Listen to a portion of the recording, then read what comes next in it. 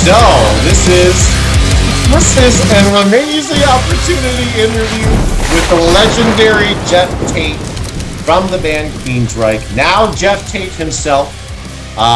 Geoff, first off, thank you so much for taking the time to do this, and we wanted to wish you a belated happy birthday for January 14th. I'm still celebrating my birthday all month long. Amazing. Now it's just the tour of the world in the meantime. Well, so happy birthday is the first thing that we wanted to say. And thank you so much for joining us. Geoff Tate is going to be performing this Wednesday, February 1st at Pepper's Club in San Jose, Costa Rica, with an awesome band called Slavon that's opening up for you guys. They're really, really good. So you're going to have a nice opening act for that show. And it's a great venue as well. Awesome promoters as well. LPG Productions does a great job down there. All right. So let's start off with basically we want to get into you, Geoff, and everything in your life, the important stuff, right? Music stuff is important, okay. but we do things a little bit differently. It all started when I was 14 years old. And, we're gonna get there. There, yeah, that's where we got there. You were born in Germany, okay, and then you moved to Tacoma, Washington when you were very young. Your mom's side of the family's from New Orleans, Louisiana. What kind of music do you remember listening to when you were growing up as a kid in the house? Oh, I think everything, really. My family was very musical. My dad played trumpet and clarinet, and we had a piano at the house, and we had music all the time. So I grew up with standards. I grew up with gospel music.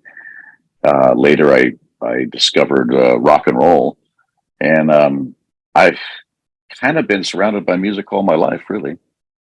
That's awesome. Do you remember like a certain genre or like some stuff when you were growing up that you were like, oh man, this is like, I remember like my grandmother used to play classical music for me when I was a kid, and that's what like kind of inspired. I remember operas when I was like 3-4 years old. Like, is there stuff like that you recall? Yeah. Well, back when I was a kid, we didn't have genres so much as they have today. We had gospel music, we had R&B. I guess we had country and western, we had classical, and I was exposed to all of that, primarily because I decided at a pretty young age I wanted to be a musician. So I started taking, piano lessons, and then I joined the school band and switched to trumpet at that point. So I played a lot of classical music, a lot of jazz music, and that was my main exposure for quite a while. So I got a little older, and I really discovered rock and roll, and it kind of took my imagination, at that point.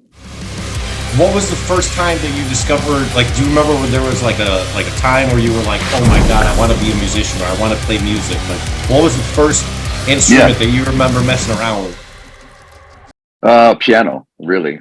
Yeah. We had a piano in the house, and piano gives you a instant gratification because it's easy to push the note, the key down, and you have an instant note. You don't have to have any kind of skill, like you would playing a guitar or a saxophone or something like that.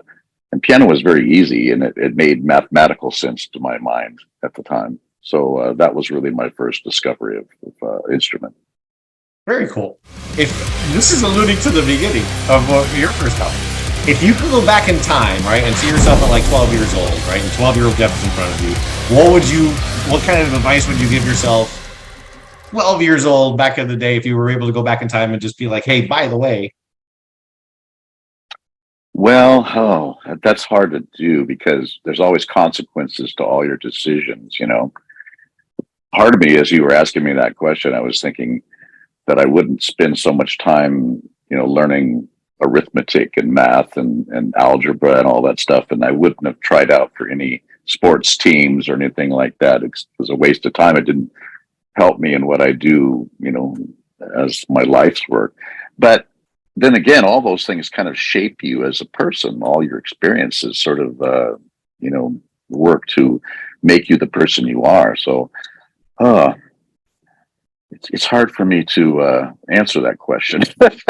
Really. Maybe I would give myself the advice of learn more about music. Learn the basics earlier on. I guess, but I started when I was 9. I mean, how much younger do you want to get? Yeah, right. What were you doing at 6? How dare you with the crayons? What's the matter? Crayons are a waste of time. You started singing. Well, so it's like you started with cover bands, right? As Jeff Waterfall for the band Tyrant. Is this how you started? Like with? Well, I started playing in cover bands, and because they were at the time they were I guess your entry into rock music at the time. There were very few people that I came into contact with that were playing their own music. But that was really what I was interested in, was developing my own music and working with people that were interested in that. And it didn't really take me too long to find groups of people that were into that. I think my first forays into writing original music were probably in the late 70s. And that, of course, led me to other people that were doing that, and other people that were doing that. And so it all kind of compounded. In fact, some of the people that I've written music with and shared a stage with, like Kelly Gray and Randy Gain, we started working together in 1978, writing material. And we still work together on occasion today, 45, 50 years later, That's beautiful. That's awesome. Was this in the first? So was Babylon the first band where it was original music that like you were like, oh, cool, like no original? That was probably number 4. Okay, what was the first one? Yeah. Oh, I tried to remember the name of the band actually, and I can't. It's lost. Yeah, it's lost. But it was like maybe 2 years before that. Before Babylon, before Myth, I was working with a group of people that were from the east side of Seattle. No, I can't remember the name of the band. Not important, really. Nothing ever happened with it. Oh, that's okay. Just yeah. So we have a wide audience, right? And so for like aspiring musicians that are like starting off, a lot of musicians do start off with like either karaoke or cover bands and just stuff to kind of get their groove on, and then feel comfortable where they're like, all right, now we're going to start doing original songwriting. What was your first experience like in collective songwriting for like a musician that was, that's thinking about maybe venturing out with their own, but they're, still in that like perhaps timid phase of being able to work with other people with original music? How did like any words of advice for anybody that would be on that cusp of like, oh man, I want to start doing my own thing, but they're not, like there yet. They haven't found the right. Oh, I'd just say learn as much as you can about it and do it all yourself, until you stumble across somebody that you can relate to musically and artistically and, personality wise, in order to, what's the word? Work together. Can't remember the word right now. Collaborate, maybe. Yeah, collaborate. Yes, thank you. Yeah, I think that nowadays you can do so much on your own. You don't really need to collaborate with somebody. But in my experience, collaboration is really helpful. To push you beyond what you're capable of. Nice. What did it feel like when you found out that the demo that you guys had recorded with the Mob was going to be released as an EP on 206 Records? What was that like? Like coming back to like, oh my God, like we're getting our like something out on a record label. What was that feeling like for you when that first happened? Well, it was a long buildup, so it didn't really have one of those eureka type moments. It was something that we've been working at, and when we got together with our first management company, the Harrises, it was their idea for us to put that demo tape out as an EP, and their connections into the record industry and the record sales industry was really instrumental, in making that happen for us. And I always owe them a debt of gratitude for their vision and their belief in us at the time. And it was a lot of stuff to think out, because we had to change the name of the band. We had to come up with album artwork and photography and all the stuff that comes with the presentation, you know. So I think at the time my head was really uh, obsessed with that, you know, getting all those details taken care of. But it wasn't. I think all of us, well, three of us were working at a resistor manufacturer at the time, having day jobs to support our music habit, you know. And we listened to the radio all the time at the workplace. And one day, our song came on the radio, and they said, "This is a new band from the Seattle area called Queensryche." And our song started out, and we were freaking out, you know, because that's a major milestone right there. And I remember that being an incredible feeling of exhilaration, accomplishment, camaraderie with the band. You know, it was all of those things. That's awesome. That's awesome. So we know that you've done a ton of stuff since old school Queensryche, right? But we're gigantic fans, obviously, of Operation Mindcrime and Empire. The current tour that you're on right now is celebrating the 30-year anniversary of Empire. Are you guys? So are you doing the whole album, Geoff, or are you just doing? No The way. whole That's album, awesome. yeah, Very, it's very so cool. fun. It's so fun. I'm glad that I get to do it, and we're because a lot of those songs on the record, I guess probably four of them, perhaps, were songs that I never got to play live with Queensryche. So typically, you know, when you have an album out, you play your singles, and maybe you add one deep cut or something like that per tour, and then you focus on your next album that you have coming out, right? And so you don't get to play a lot of your other stuff, you know. So this has been a real treat to finally get to play everything, you know. That's amazing. That must be, and that's awesome that even this many years forward, it's like it's that yes, fight like that you have that excitement of being able to play these tracks. That's really great. Well, I tell you, a lot of it is the audience makes it very exciting for me because I, of course, sense their enthusiasm and they know all the words, right? So if I get stuck and I can't remember, I just read their lips and I know where I'm at, you know, in the song. I'll, since we're doing since the Empire album tour, can you tell us about the songwriting and recording process of the epic seminal track "Silent Lucidity"? What was it like to work with Michael Kamen? How did this happen? Well, we had worked with Michael Kamen previously on the Operation Mindcrime album. He contributed to Sweet Sister Mary on that. And before that, on the Warning album, which is where we first met him in London, working with James Guthrie. And we met him at Abbey Road Studios, where we recorded orchestral tracks for Roads to Madness and I think No Sanctuary off that album. Now, fast forward up to 1989, 1990, we were working on the Empire album.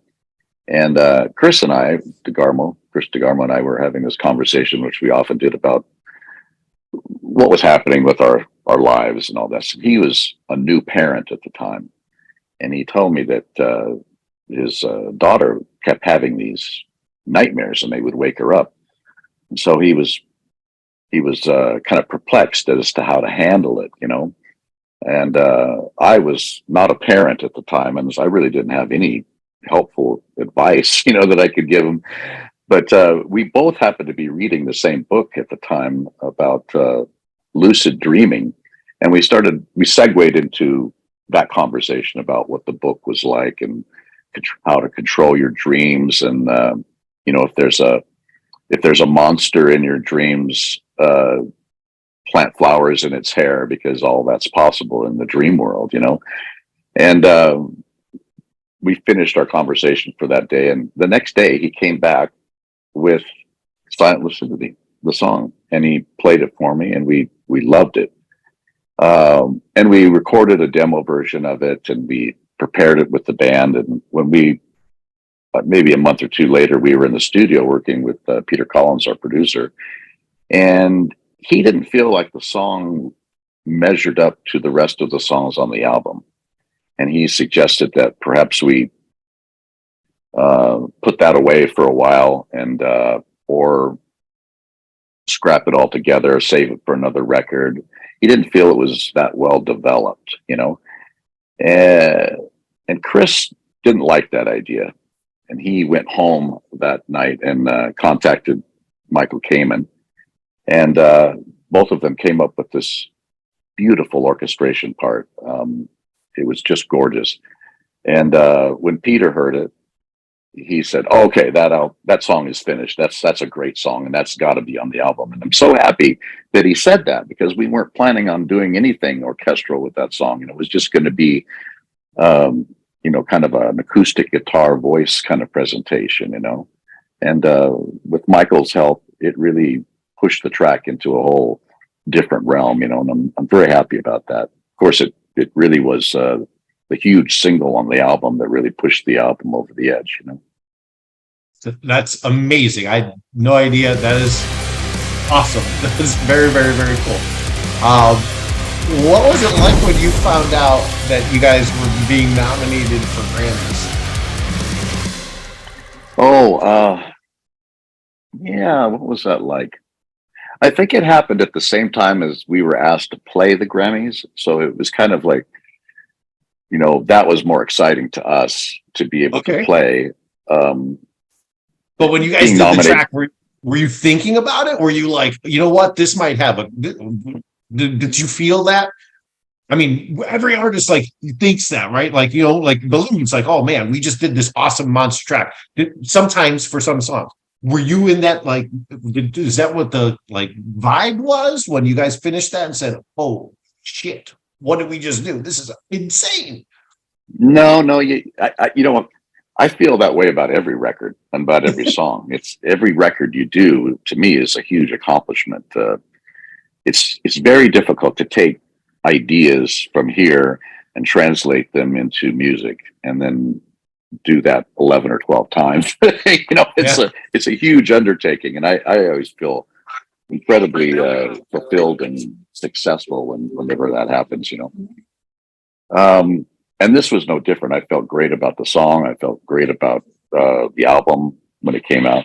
And then, of course, when it started getting a lot of attention, that was great. You know, it was unexpected, but fantastic.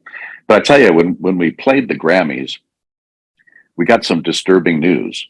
When we accepted, they asked for our sync tape, and we didn't know what that was. What are you talking about? Well, come to find out, you know, they expected us to lip sync to our song, and that's the way everybody did it on the show. And we said, well, but we play live. We're a live band. We want to play it live. And they were like, whoa, you can't play it live. And this was back and forth for a couple months with our management, you know, trying to, you know, make it happen and make the situation happen. Anyway, we got our way and we played it live, and we were like the only band on the show playing live, right? And they had to make all these special arrangements for us and all this. We had a 40-piece orchestra. We had Michael Kamen conducting, you know. All this was going on. It was quite amazing that the whole thing happened, I guess. But I was completely unaware. I thought everybody played live on the Grammys. You know, I didn't think they'd lip sync, but so many people do nowadays. That's awesome. That's and groundbreaking, the Grammys, right? Because that would establish for future bands to be like, no, they did it with an orchestra. We can do it live too. Yeah, why can't we do it? Yeah, exactly. What does it feel like when, and this is not from like, you know, like a pompous, arrogant, feeding ego standpoint, but just realities of life. What does it feel like when you like look back and you like, holy shit, we've sold over 20 million albums worldwide with your voice on it? It's collective. Like, what does that feel like when you? What kind of perspective do you put on that? I never think about that, Lou. Never, ever, ever. But when it gets mentioned to you, right? Like, what is like just now? Like, what is it just like? Like, that's cool, but like, I mean, because that's just a great accomplishment, you know. Like, there's no one can take that away from you, no matter what. Your life, it got done, you know. So it's like, wow, holy, like that's something that's. Yeah, I guess I could get pretty deep into thinking about that, and it might take up, you know, several weeks of my life. being preoccupied with my own greatness. But oh God, I can't even go down that path. Yeah, it's just No, you're too, not good.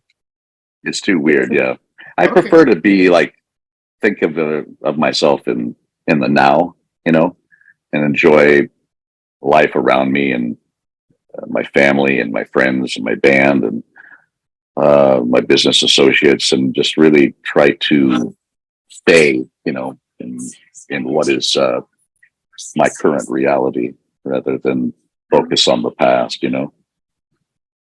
Speaking of family, family is also everything to me. You have an amazing relationship with your family, where your wife Susan is your manager. How did you and Susan meet?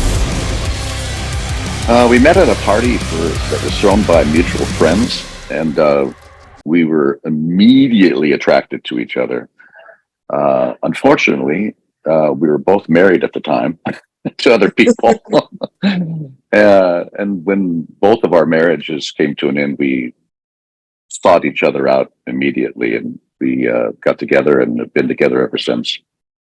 That's awesome. And Nelson and I work on a lot of projects together.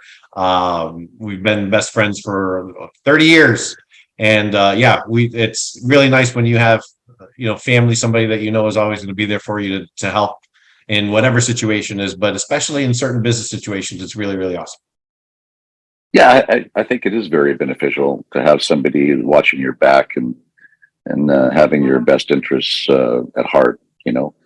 And although we all are in different situations where perhaps we sign contracts with managers and partners and this kind of thing, there's nothing like that wedding ring on your finger to solidify you, to having the confidence that that person is on your side. Definitely. So 10 years ago, you had the big breakup issues with everyone in the band with the Queensryche separation of the brand name and everything. Your song lyrics have always been very philosophical. You've taken a lot of fearless stances in some of your songs as far as tackling issues that a lot of songwriters stay away from. Frankly, they just don't want to even go there. And you have some deep themes. When everything was going down with the Queensryche brand separation and everything, what did it feel like from you to like kind of be in the eye of a storm instead of being able to like say, hey, this is what's going on in different themes of songs? I remember the first time I ever heard the song Empire from the record Empire, and that had such a huge impact on me from a wow, holy shit, this guy's singing about things, social issues on a rock metal track. Cool, awesome, oh my god, it was like a precursor to like Rage Against the Machine and all sorts of a lot of things where it's like, wow, okay, cool, we can sing like someone's gonna sing about stuff that's like going on in the world. This is amazing. Being in that situation where it was like, and a lot of eyes and focus on you and Queensryche and everything that was going on. What was that like? How did you deal with that? Well, I tried to deal with it civilly, but it was a very difficult situation, and it was not how I ever envisioned the band ending up. I always felt that what we did was we would still continue to do it, into our old age, and we would retire gracefully with a wonderful reputation and a body of work that we could all be proud of, and at least that's where my head was at. And it's shocking when you find out that the people that you're sharing this vision with you don't really share that vision with you, So yeah, it was difficult to deal with what was happening.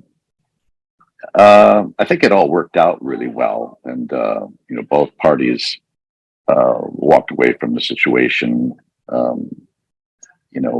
happy with what transpired in the end. you know.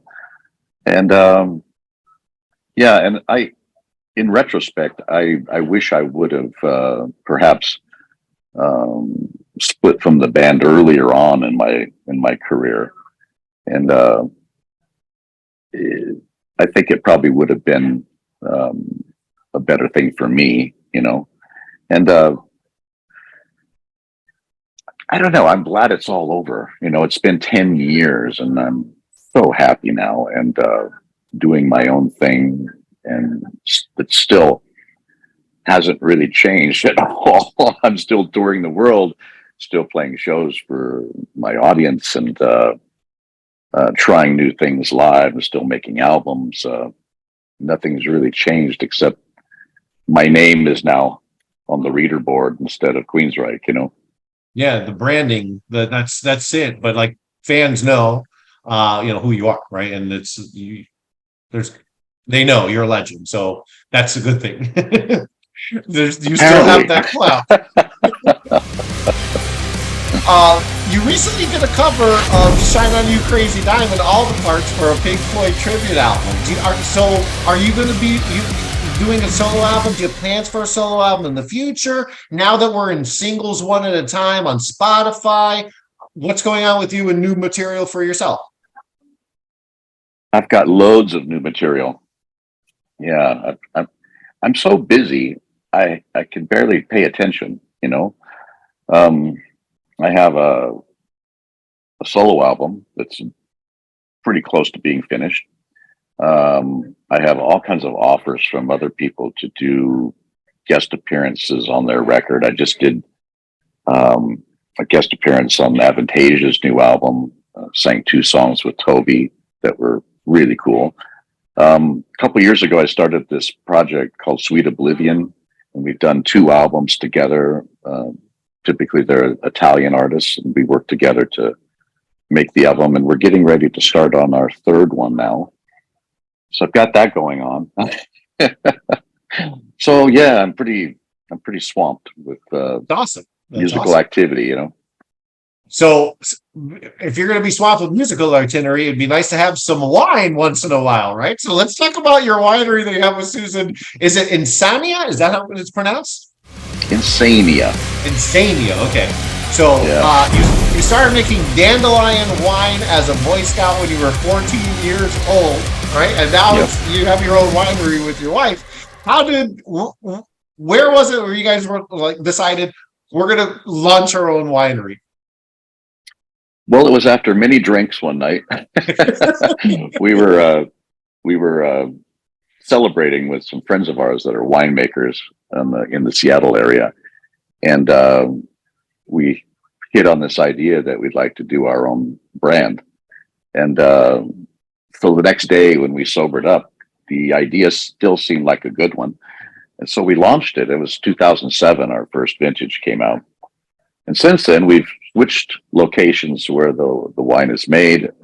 We now produce our wine out of Germany. Susan's relatives, the Rinkland family, own a beautiful vineyard and winery in a small German village called Eichstätten. It's in the southwest of Germany.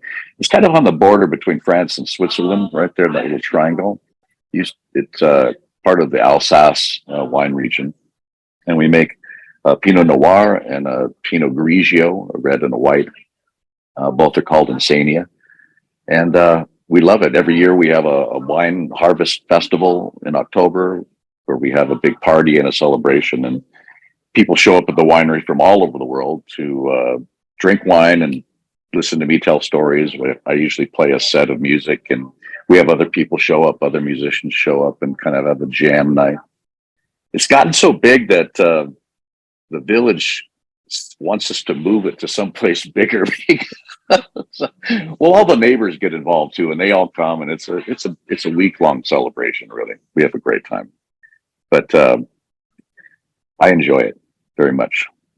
Awesome. And for everybody who's watching on Geoff's website, geofftate.com, you can actually in advance, right, reserve your spot to go in October in Germany. This year is the 7th annual Harvest Festival, where you taste wines, eat fabulous food. And what's about? I saw out there that there's a petting monkeys thing going on there too. Why not? Just throw that in there as well, and hang out with Geoff Tate. That's amazing. So that's on geofftate.com for everybody who's watching. Geoff, when you think about all the places on the planet that you visited, are there any places that you didn't expect? I mean, I'm sure that there are, but are there ones that, like, when you weren't expecting anything, like, oh wow, I am going to be blown away by that place that you went to when you, with all your travels? Well, this time I'm going to Costa Rica to visit with you and to play a show, nice and it'll plug. be the first time. It'll be the first time that I've been there, so I'm wow. really looking forward to that. Let's see. Gosh, I've traveled pretty extensively. I got 65 countries under my belt so far. I love to travel. I love going places. I love meeting new people. I love having the experiences and sightseeing. In fact, tomorrow we're renting a car and we're driving up into the Andes Mountains to a remote lake to see if we can go swimming in this snow-fed lake. So I'm looking forward to that. Gosh, I love everywhere I've been. Really, I prefer countryside to cities because let's face it, all cities by city, so much of them are all the same nowadays. You know, they've got the same box stores and brand names and restaurants, and Cincinnati looks a lot like Veracruz. You know, I mean, Right. it's really similar. But when you get into the outside areas, the rural areas, that's where you really see the place. You know. And so I like to take the back roads. What's your food like when you're on tour? Do you have favorite food? All right, a couple questions. So is there a favorite food that in all your travels you can't wait to tour there because you're like, oh my goodness, I can't wait to go back to blank to eat blank? That's the first part. Well, I'm a foodie. I love food. And I love trying different things, different cuisine, and I eat whatever is available in the place that I'm at. You know, typically I'll go for what's local, and we try to do. Susan and I both, we kind of research out really cool places that we could find that have the same maybe food philosophy that we do. You know, we like to pair wine with food, and so we're kind of more, I guess, aligned with that kind of thinking, you know. And my favorites. Well, I really look forward to Italy, where I'm going in a couple of weeks. Going to Italy, can't wait for that. They have amazing cuisine there. We've just really been since we've been in Rio de Janeiro and Sao Paulo and Santiago. We've been really experienced Brazilian food and Spanish food here, which is amazing. Everywhere I go, I try things. There's nothing I won't try. I've even eaten tarantula.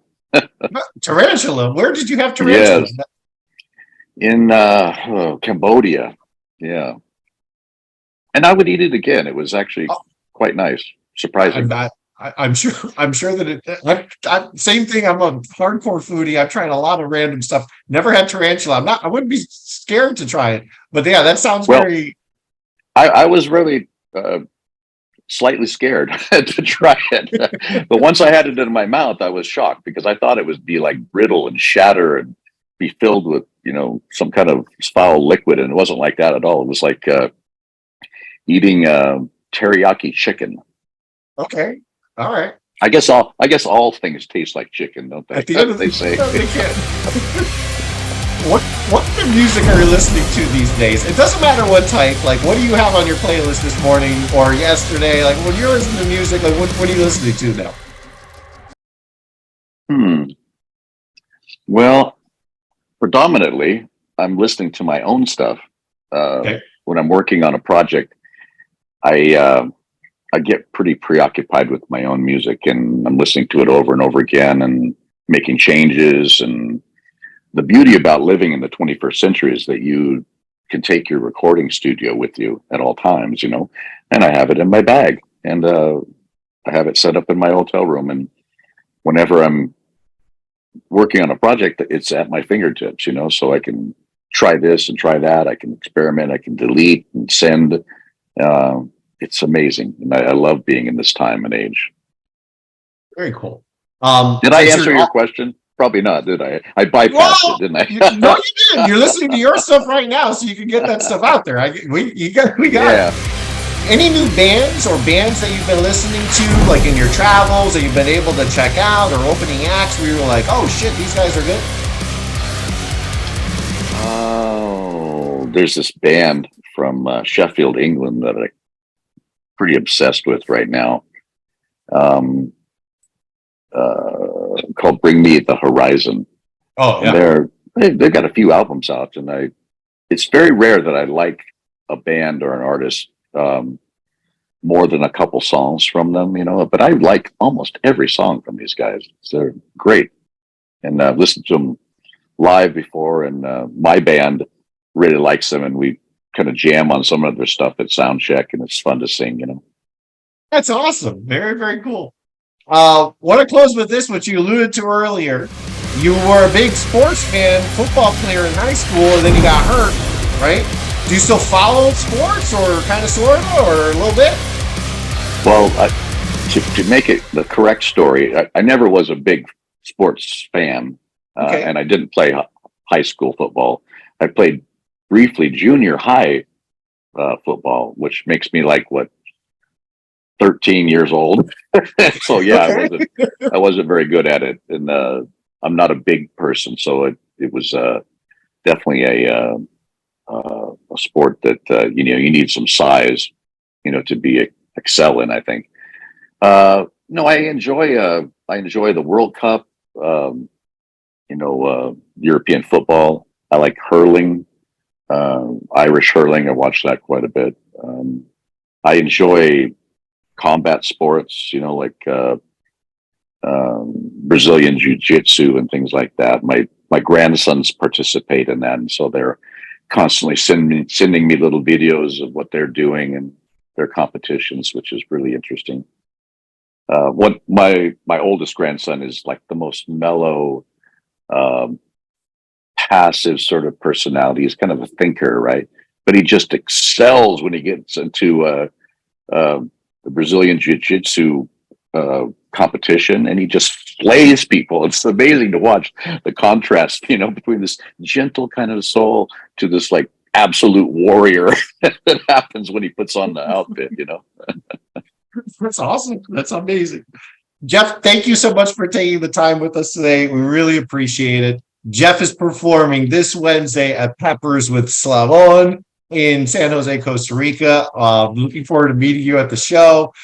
Thank you again so much for taking the time with us today. We wish you a wonderful tour and an amazing stay in Costa Rica while you're here. Well, thank you very much. I enjoyed myself.